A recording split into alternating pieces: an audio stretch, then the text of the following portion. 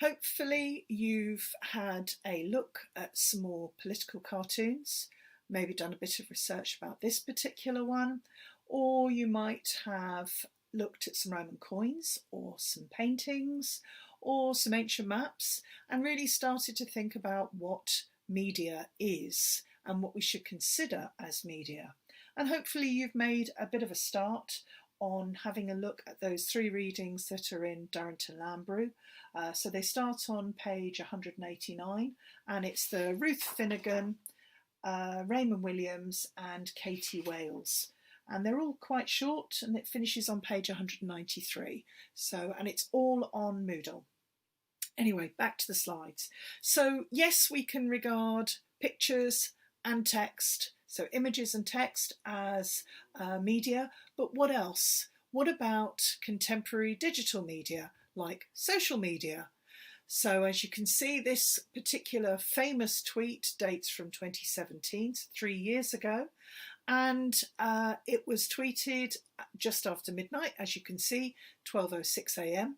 from Donald Trump, the current president of the United States, and it doesn't have any image on there apart from the picture of Donald Trump at the top left. We know that this comes from Twitter, partly because it's a well-known tweet, a well-known message, but also we would be able to guess perhaps that it's from Twitter because we've got the @ username of @RealDonaldTrump. We've also got a little blue tick or a blue circle with a white tick in it, which we might again be familiar with if we know anything about Twitter. And as I say, it's a very famous tweet. So if we actually look at the language that we've got in there, we've got 6 words: despite the constant negative press, covfefe. And we might begin to think, well, covfefe isn't a real word, so why would somebody tweet that? And we can begin to perhaps pick up clues. It was tweeted at the middle of the night, and we might also perhaps guess that maybe covfefe, which looks a little bit like coffee, might actually have been something that Donald Trump tweeted whilst extremely tired. We know that he's an extremely prolific tweeter, prolific user of social media, and this is something that's completely new. Previous presidents, partly because Twitter's fairly new, but because of their position as president, President Obama didn't use Twitter in the same way that Donald Trump does, and Donald Trump was using Twitter extensively before he became president, and he kept his own Twitter username instead of having POTUS, President of the United States. And his use of Twitter is extremely problematic for lots of different reasons. And he has been reported on a number of times, on a number of occasions, because he's tweeted things that have proved to be completely untrue and inflammatory and so on. So he's also somebody that is very useful to look at with contemporary media usage, and particularly the type of language that he uses. And it is possible in some of the tweets to pick up which tweets have been written by him and which have been written by one of his members of staff. So, we can begin to work out, because of the type of construction that they use, the type of language that they use, whether it's actually authentically them, authentically the user, or whether they're actually allowing somebody else to tweet on their behalf. But it's not just political tweets that we might look at, or political social media that we might look at. We can also look at this extremely popular tweet from the Museum of English Rural Life. So they tweet regularly. There are a number of museums, bookshops, libraries, and various different sort of cultural places that tweet regularly, and they have extremely good social media teams. And this image from the Museum of English Rural Life nicely combines this old picture from their archive of a sheep with which, you know, on its own is a fairly boring, we might even say a fairly boring photograph in black and white. You know, why would anybody want to look at an old picture of a sheep from probably, I don't know, maybe the 1950s or the 1940s? But that combined with the text of the tweet, look at this absolute unit, means that it actually becomes very up to date. So that word unit and, you know, absolute unit, of course, has now become something or someone, or, you know, something generally sort of an animal or creature that is, as you can see, quite bulky and almost rectangular or square, but solid. You know, we have that change in language that when we describe something as an absolute unit, it tends to be have quite positive connotations, but, you know, something that's chunky. And that makes this photograph with that text quite funny. It's also interesting that we've got a full stop at the end there, but we don't have a capital letter at the beginning, which adds to, certainly that not having a capital at the beginning makes it feel very spontaneous. You know, this isn't something that has been long considered. You know, this is a quick tweet that is, yes, it's sharing the archives from this museum, but it's also making this museum appear very friendly, approachable and fun. And, you know, that's one of the main uses now for a lot of businesses to actually use social media, is to engage with their followers in an entertaining way. And that's the thing to remember, is that a great deal of the media is not just about conveying information, communicating, it's also now about entertaining.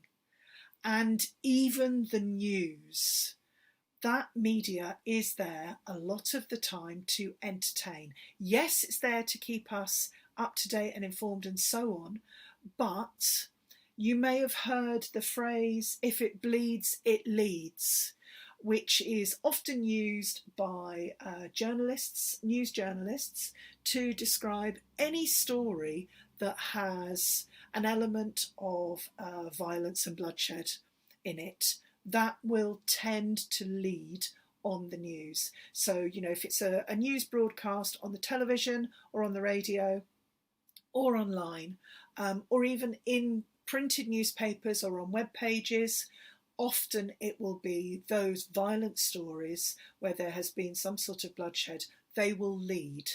If it bleeds, it leads.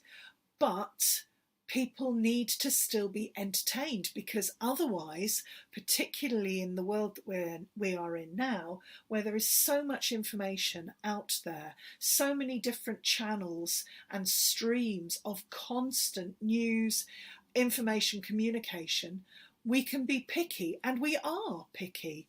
You know, the number of printed newspapers that are made now has dropped considerably, and we are seeing the slow but the death of printed newspapers in particular, and printed media.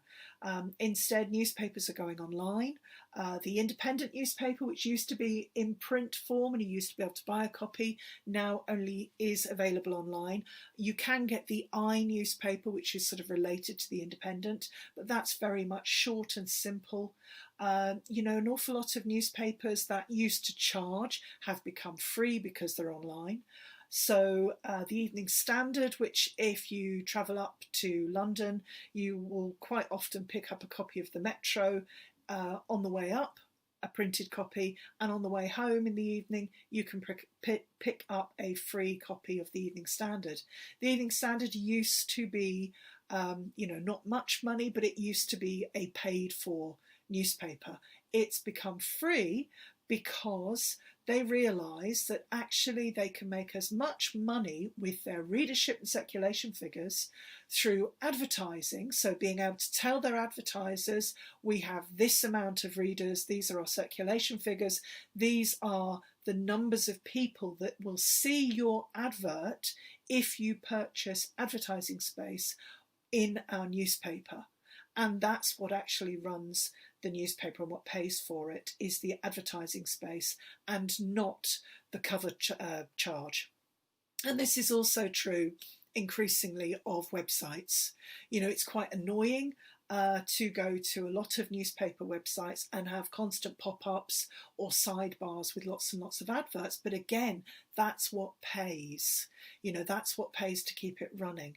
And there are very few newspaper websites that actually make a profit.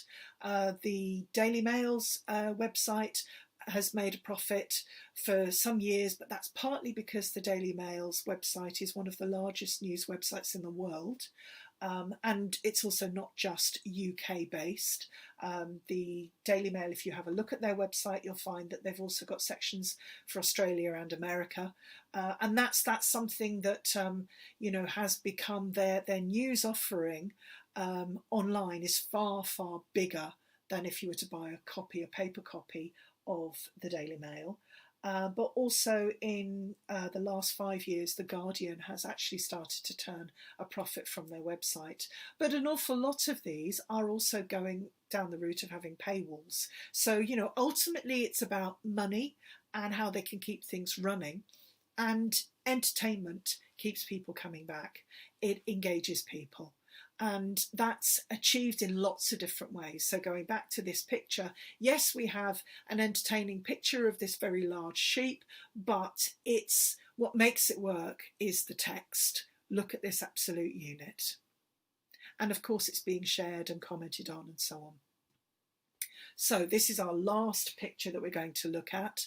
And you know, this, as it says, nobody was waiting for a vegan bloody sausage, you PC ravaged clowns. Piers Morgan, last year in January. And he was retweeting a video from Greggs, you know, the High Street Bakery. So the wait is over. 3.1.19, so the 3rd of January last year, hashtag vegan sausage roll, and then 2 emojis. So the emojis there, you know, of a plant and a smiling face with hearts tells us that, you know, that it's underlining that it's a vegan sausage roll and that people will love it. But what's interesting about this is that we've also got included in it the reply from Greggs themselves. Oh, hello, Piers, we've been expecting you. So this suggests that Greggs posted that original tweet, the wait is over, vegan sausage roll, knowing that it would actually incite some people. You know, it was done almost, we might say, to troll. It was to wind people up, to get them to argue, like Piers Morgan has, that nobody was waiting for a vegan sausage. And also, of course, with Piers Morgan, you know, the fact that as far as he's concerned, this is politically correct, having a vegan sausage.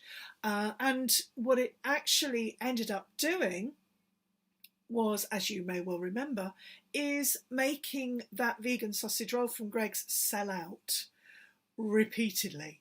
And I think there are very few people in the UK who are unaware of a vegan sausage roll from Greggs. And it absolutely put that particular company front and centre in the public consciousness, certainly on social media. And, you know, it was trending on Twitter, people were sharing it to Facebook, newspapers were then covering it, partly or mainly because Piers Morgan got angry about it. And Piers Morgan used to be the person that everybody loved to hate. But, you know, in the last year, particularly since we've had the coronavirus and Brexit and, you know, the political situation in the UK, increasingly people have found themselves agreeing with Piers Morgan. So, you know, he has kept his social capital, if you like. You know, people want to hear what Piers Morgan is saying, whether they agree with him or not. You know,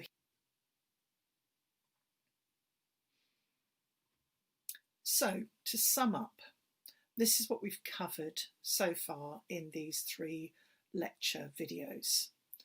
Ever since humans have existed, we've communicated with each other, you know, from those very early cave paintings all the way through to tweets.